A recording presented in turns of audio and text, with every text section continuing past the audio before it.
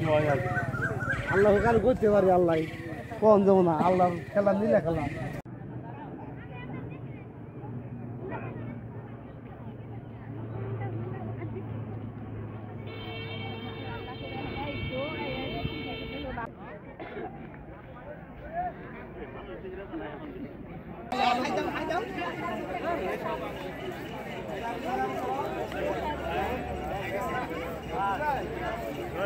নাপাক অবস্থায় গেলি যদি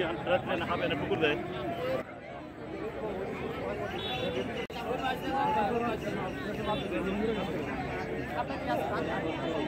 খবর পাইছি তারপর আসছি আসার পর আমরা এই অবস্থায় পাইছি পরে শুনতে পেলাম যে যে মারা গেছে মানে সাপে কাটছে ওনাকে এই যে দাফন কাফনের জন্য প্রস্তুত করা হয়েছিল তখন আগে গোজা এসে নাকি বলছে যে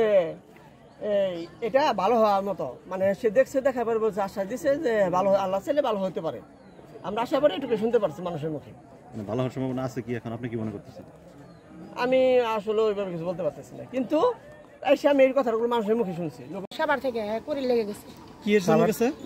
করির জন্য গেছে মানে কি বলছে তারা তারা বলছে যে বাঁচবো যে 3 দিন পর্যন্ত আমরা ঠিক করে রাখছি এই মানে মারা গেছে কিভাবে মারা গেছে আপনার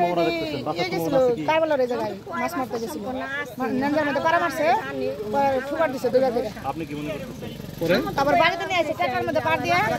পাড়া অবস্থায় বাড়িতে নিয়ে আসে আমার কি কামড় দিছে দেওয়া পরে দিয়ে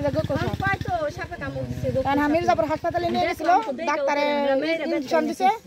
ইনজেকশন দেন পরে মনে করে বান ছুটি হেলাইছে পরে মাথায় বিষ উঠে গেছে কইছে বাঁচবো না রে হাসপাতাল নেওয়ার পরে ডাক্তার কর্মরত চিকিৎসক তাকে ইঞ্জেকশন দিছে ইঞ্জেকশন দেওয়ার পরে বানটা ছাড়ার জন্য অনুমতি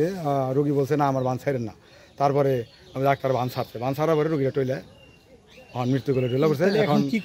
এখন এখানে জানাজার ডেট দিয়েছিল 2টায় জানাজার সময় দিয়েছিল 2টায় ওই সময় 2টার আগ দিয়ে একটা ওজা আসছে সাভার থেকে আইসা বলছে আমাকে একটু দেখতে দেন তখন তাকে দেখতে যে তখন সে বলছে যে এটা শিউর আছে আমি এটা চিকিৎসা করবো জার ফুক দিয়ে ভালো করবে এই অধ্যায়ে তাকে রাখা হয়েছে ওই রাত 11টার দিকে কামড় দিয়ে ওই রাত 11টার দিকে হয়তো চিকিৎসাটা শুরু হবে 24 ঘন্টা পরে